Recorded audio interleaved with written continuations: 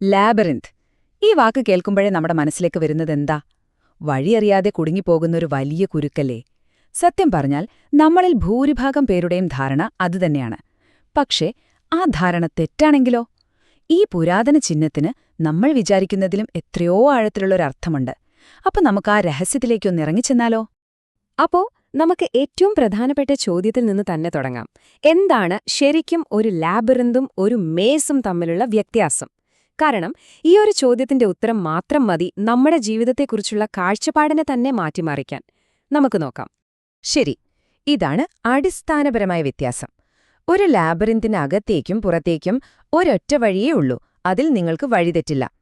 അതൊരു യാത്രയാണ്, കേന്ദ്രത്തിലേക്കുള്ള ഒരു യാത്ര. നേരെ മറിച്ച് ഒരു മെയ്സ് എന്ന് പറഞ്ഞാൽ അതൊരു പസിലാണ്, നിങ്ങളെ വഴിതെറ്റിക്കാൻ വേണ്ടി തന്നെ ഉണ്ടാക്കിയതാണ്. ഒരുപാട് വഴികൾ, ഒരുപാട് തെറ്റായ വഴികൾ. ഒന്നിൽ നിങ്ങൾ നിങ്ങളെ തന്നെ കണ്ടെത്തുമ്പോൾ മറ്റൊന്നിൽ നിങ്ങൾ സ്വയം നഷ്ടപ്പെട്ടു പോകുന്നു. അപ്പോ നമുക്ക് നമ്മുടെ യാത്രയിലെ ആദ്യത്തെ വഴിത്തിരിവിലേക്ക് കടക്കാം. ഈ ചിഹ്നത്തിന്റെ വേരുകൾ എവിടെയാണെന്ന് കണ്ടെത്താൻ ആയിരക്കണക്കിന് വർഷങ്ങൾ പിന്നോട്ടു പോകാം. ഈ ചിഹ്നത്തിന്റെ ഒരു യാത്ര നോക്കണേ. 4500 വർഷങ്ങൾക്ക് മുൻപ് പാറകളിൽ കൊത്തിവെച്ച രൂപങ്ങളിൽ തുടങ്ങി പുരാതന ഗ്രീസിലെ കളിമൺ ഫലകങ്ങളിലും വലിയ ഈജിപ്ഷ്യൻ ക്ഷേത്രങ്ങളിലും വരെ ഇതെത്തി. ഒടുവിൽ മധ്യകാല യൂറോപ്പിലെ വലിയ പള്ളികളുടെ തറയിൽ ധ്യാനിക്കാനുള്ളൊരു വഴിയായി മാറി. അതായത് ഇത് വെറും ഒരു ഡിസൈനല്ല, മനുഷ്യന്റെ ചിന്തയെയും വിശ്വാസത്തെയും ഒരുപോലെ സ്വാധീനിച്ച അതിശക്തമായൊരു പ്രതീകമാണിത്. ഇനി നമ്മള് ഈ യാത്രയുടെ ഹൃദയത്തിലേക്കെത്തുകയാണ്. അവിടെ നമ്മൾ കാണുന്നത് ലാബിറിന്തുമായി ബന്ധപ്പെട്ട ഏറ്റവും പ്രശസ്തമായ ആ കഥയാണ് തീസിയസിന്റെയും മിനോട്ടോറിന്റെയും കഥ. ഈ കഥയിലെ പ്രധാനികളെ ഒന്നു നോക്കൂ.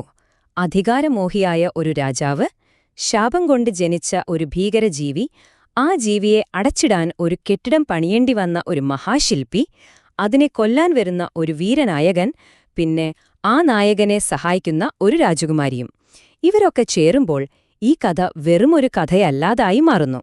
അപ്പോ ഇവിടത്തെ ഏറ്റവും പ്രധാനപ്പെട്ട കാര്യം ഇതാണ്. ആ ലാബിറിന്ത് നിർമ്മിച്ചത് ഒരു പസിലായിട്ടല്ല, മറിച്ച് ഒരു ഭീകരജീവിക്കുള്ള ഒരു തടവറയായിട്ടാണ്. ഒരിക്കൽ അകട്ട് കയറിയാൽ പിന്നെ ആർക്കും പുറത്തുവരാൻ പറ്റാത്തൊരിടം. ഇത് ശരിക്കും രസകരമായ ഒരു കാര്യമാണല്ലേ? ആലോചിച്ചു നോക്കൂ, ആ പുരാതന കഥയിലെ ഒരു നൂൽപന്ത്, അതാണ് ഇന്ന് നമ്മൾ ഒരു പ്രശ്നത്തിന് പരിഹാരം കാണാൻ സഹായിക്കുന്ന സൂചനയ്ക്ക് ക്ലൂ എന്ന് പറയുന്നത്. ആ വാക്ക് വന്നത് ഈ കഥയിൽ നിന്നാണ്.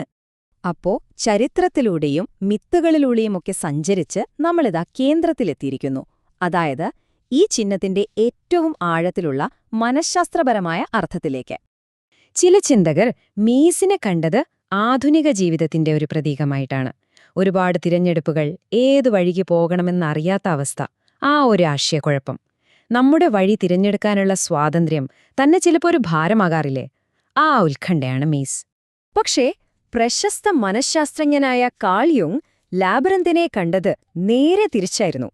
അതൊരു പുറത്തേക്കുള്ള യാത്രയല്ല, മറിച്ച് നമ്മുടെ ഉള്ളിലേക്കുള്ളൊരു യാത്രയുടെ ഭൂപടമാണ്. അറിവ് തേടി നമ്മുടെ തന്നെ അബോധ മനസ്സിലേക്ക് ഇറങ്ങിച്ചെല്ലുന്ന ഒരു യാത്ര. അതായത് ഈ യാത്രയുടെ അവസാനം നമ്മൾ എത്തുന്നത് ഒരു നിധിയിലേക്കോ ഒരു സ്ഥലത്തേക്കോ അല്ല, മറിച്ച് കാൾ യുങ് സ്വത്വം അഥവാ ദ സെൽഫ് എന്ന് വിളിച്ച ഒന്നിലേക്കാണ്. ലളിതമായി പറഞ്ഞാൽ അത് നിങ്ങളിലെ ഏറ്റവും യഥാർത്ഥവും പൂർണ്ണവുമായ രൂപമാണ്. നിങ്ങളുടെ എല്ലാ നല്ലതും ചീത്തയും ചേർന്നുള്ള ആ യഥാർത്ഥ നിങ്ങൾ. പക്ഷെ ഒരു കാര്യം നമ്മൾ ഓർക്കണം, ഈ സ്വയം കണ്ടെത്താനുള്ള യാത്ര അത്ര എളുപ്പമുള്ള ഒന്നല്ല. അത് നേരായ ഒരു വഴിയുമല്ല.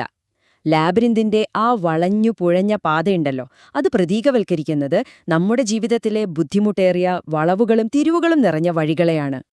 അപ്പോ കേന്ദ്രത്തിലെത്തിയതുകൊണ്ട് യാത്ര തീർന്നു എന്ന് കരുതരുത്. ശരിക്കുമുള്ള ഏറ്റവും പ്രധാനപ്പെട്ട ഭാഗം ഇനിയാണ് വരുന്നത്. ആ കേന്ദ്രത്തിൽ നിന്ന് കിട്ടിയ അറിവുമായി ലോകത്തിലേക്ക്, നമ്മുടെ ജീവിതത്തിലേക്ക് തിരിച്ചുവരിക എന്നത്. നോക്കൂ, ഇതൊരു 3 ഘട്ടങ്ങളുള്ള ഒരു പ്രക്രിയയാണ്. നമ്മൾ ജീവിതത്തിലേക്ക് പ്രവേശിക്കുന്നു, വളവുകളിലൂടെ സഞ്ചരിച്ച് കേന്ദ്രത്തിലെത്തുന്നു, അതായത് ഒരു തിരിച്ചറിവുണ്ടാകുന്നു. പിന്നെ ആ പുതിയ തിരിച്ചറിവുമായി നമ്മൾ മടങ്ങിവരുന്നു. ഇത് നമ്മുടെ ജീവിതത്തിൽ വീണ്ടും വീണ്ടും ആവർത്തിച്ചുകൊണ്ടിരിക്കുന്ന ഒരു വളർച്ചയുടെ പ്രക്രിയയാണ്. ഈ മടക്കയാത്രയുടെ സത്തയെ ഇതിലും മനോഹരമായി എങ്ങനെയാണ് പറയുക? നിങ്ങൾ തിരിച്ചുവരുന്നത് അതേ ജീവിതത്തിലേക്കും അതേ സാഹചര്യങ്ങളിലേക്കുമായിരിക്കാം. പക്ഷേ നിങ്ങൾ പഴയ ആളായിരിക്കില്ല. നിങ്ങൾ ആ ലോകത്തെ കാണുന്നത് പുതിയ കണ്ണുകളോടെയായിരിക്കും. അപ്പോ നമ്മൾ മനസ്സിലാക്കേണ്ടത് ഇതാണ്, നമ്മുടെ ജീവിതം വഴിതെറ്റിപ്പോകുന്ന ഒരു മേസാണെന്ന് കരുതി പേടിക്കേണ്ട. അതിനെ ഒരു ലാബിരിന്തായി കാണാൻ ശ്രമിക്കുക. നിങ്ങളുടെ ഉള്ളിലെ സത്യത്തിലേക്ക് നയിക്കുന്ന ഒരൊറ്റ അർത്ഥപൂർണമായ പാത. അങ്ങനെയെങ്കിൽ നിങ്ങളുടെ ജീവിതം എന്ന ലാബിരിന്തിൽ നിങ്ങൾ ഏത് നൂലിന്റെ തുമ്പാണ് പിടിച്ചിരിക്കുന്നത്?